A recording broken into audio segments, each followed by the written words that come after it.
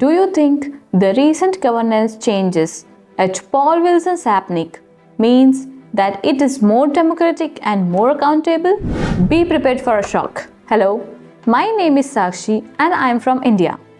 I am here today to speak on behalf of Number Resource Society members to update you, the APNIC community, on what is going on in APNIC.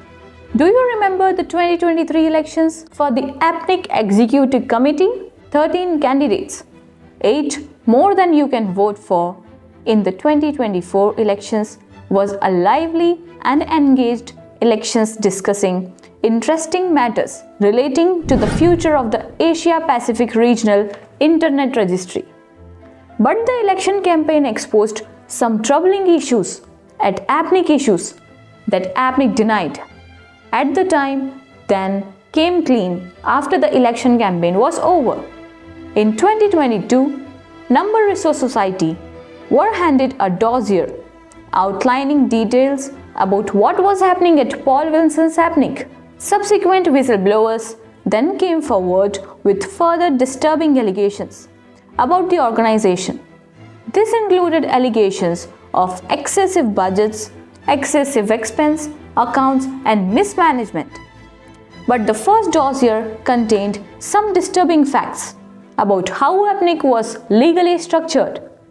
We spent time verifying the accusations, including seeking independent legal advice. This due diligence and legal advice confirmed what the whistleblower had told us, that APNIC was and always had been legally controlled by one man, Paul Wilson.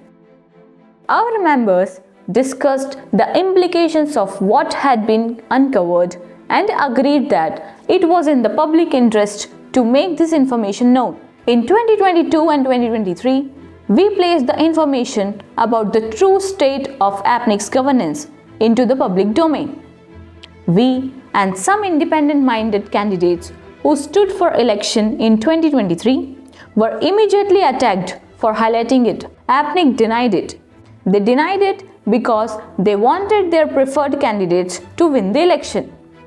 Then Executive Committee, many of whom were standing for re-election at a time, shrugged their shoulders, either failing to understand what they were a part of or worse, purposely ignoring the reality that APNIC was legally controlled by one man. Our elected representatives fell silent to protect themselves and protect their friends and colleagues in APNIC management. The media were more interested in the messenger than what was happening at APNIC and just weren't interested in seeking the truth of what was going on in APNIC's headquarters in Brisbane, Australia. But NRS stepped in where others had failed and continued with exposing the truth, and we were right. We also know that some individuals working within and for APNIC knew we were right. And we are grateful for their assistance. For many years, the issue of who controlled APNIC had been discussed quietly within APNIC, but nothing happened.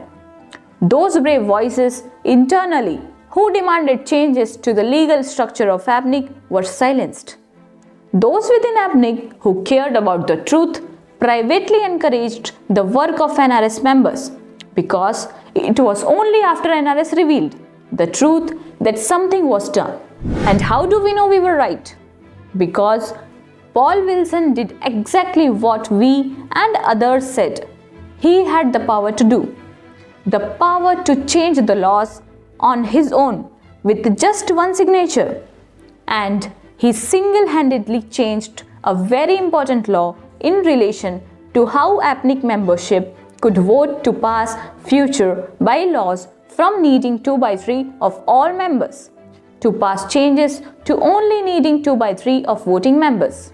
The EC members who subsequently rectified it had no legal power to sign for it. Only Paul Wilson could make the change. Once signed, the EC then pushed on with amendments to restricting the eligibility of voters to stand for democratic elections, to oversee the work of APNIC. A vote they successfully won, only because Paul Wilson had personally changed the rules making it easier for it to be won. And if that wasn't enough, on 12 July 2023, in a very carefully worded blog post by current chair Kenny Huang appeared, and I quote, "Under the current structure, APNIC is a special committee of the board of the company APNIC Private Limited. This has provided the directors of APNIC Private Limited with the ability to change the bylaws without the need for a member vote." It then goes along to confirm, until recently, it was a role requirement of the Director General to also serve as the sole director of APNIC Private Limited. You can read it all here in the black and white. Here they are. After the 2023 elections, confirming what they flatly denied in the election, directors of APNIC Private Limited have the ability to change the bylaws without the need for a member vote. But until recently, there was only one director, Paul Wilson. This is exactly the fact we made public, and we were told by APNIC that this wasn't true. APNIC public statements purposely mislead the community. APNIC lied to you, to us, to other RIRs, to the media, and to the electorate. It is important to confirm that Paul Wilson, the EC members, and the others acting on the instruction of APNIC did anything illegal. It was, however, unethical, and the attempt covered up was shameful. But they acted within the law, which is why there was such a demand to move APNIC to a new jurisdiction, Singapore, to start afresh with a clean slate. But rather than looking at real solutions, APNIC's response was to publish a blog. The blog post in the name of Chair Kenny Huang is truly one of the finest, carefully crafted legal text ever written. It must have gone through numerous sign-offs by APNICs in the House lawyers and external legal counsel. It is more interesting what it doesn't say. It doesn't confirm that Paul Wilson was personally in control of APNIC for 30 years. As sole director of a private company, it doesn't confirm the role requirement of the Director General was a direct result of the structure that Paul Wilson put in place. And it doesn't explain that the current APNIC is exactly the same legal structure as before, only within 7 directors instead of 1. It was a purposely misleading blog post written to try and minimize reputational and legal damage. We don't think Kenny Huang actually wrote it himself. It feels more like a lawyer wrote it. We think that the APNIC EC chair was put into an impossible position by the APNIC Secretariat by being instructed to put his name into it. Because if the elected chair of our executive committee had written himself, he would have been wise to start his post with an apology to the community that APNIC hadn't been telling the truth, with an apology for attacking those people who raised the issues. An acknowledgement and thanks to the whistleblowers who uncovered it, and an acknowledgement to the membership of NRS that none of this would have been exposed without their determination, and a very sincere apology for the prior misleading statements issued in the name of APNIC. It is a shameful episode and calls into question the integrity of Paul Wilson and all members of the board at that time, who felt they could actively mislead the community and media during the 2023 EC elections, with the board either not understanding what was happening, calling into question their competency, or they purposely and knowingly mislead us all, directly calling into question their personal and collective honesty and integrity.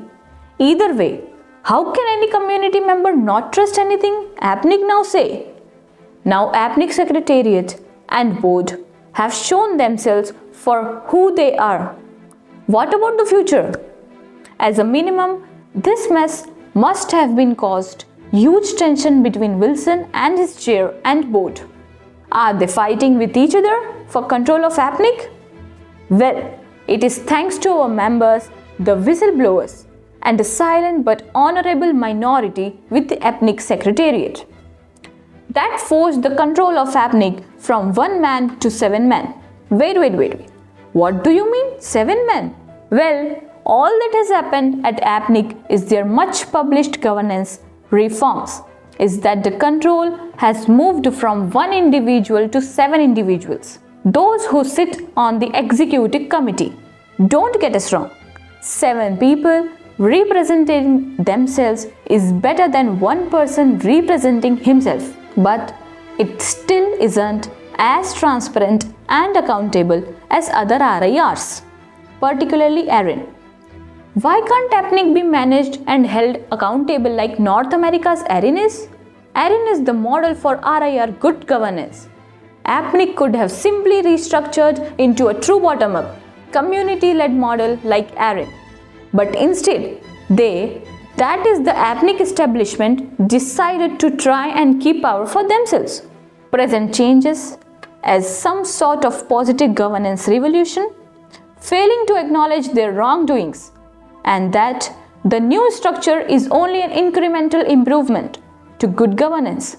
With trust now broken down between the APNIC community and APNIC Secretariat and Board, watch our second video in the series, exposing the truth behind Paul Wilson's APNIC by understanding how APNIC's current board and directors have failed us all.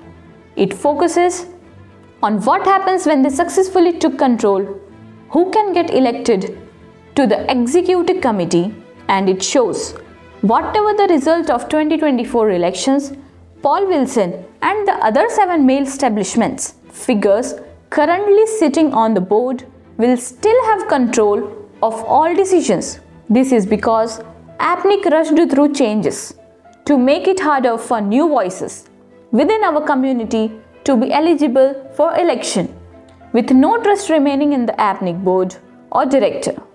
Things have gone very badly wrong in APNIC.